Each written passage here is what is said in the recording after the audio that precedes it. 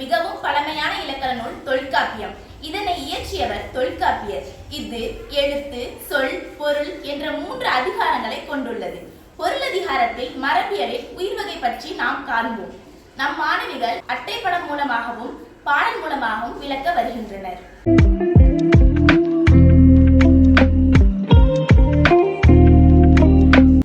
உயிர்வகை: ஓரறிவு, தொடுதல் உணர்வு, மரம், புல்.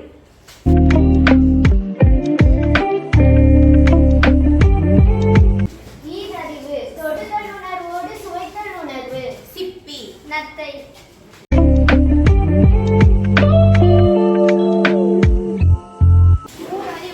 தொடுதல் உணர்வோடு சுவைத்தல் நுகர்தல் உணர்வு, காளான், எறும்பு.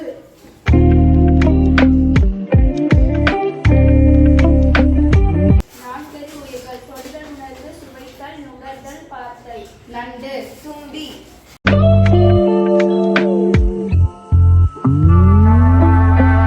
ஐந்தறிவு உயிர்கள்: தொடுதல், சுவைத்தல், நுகர்தல், பார்த்தல் மற்றும் கேட்டல் உணர்வு, பறவை, விலங்கு.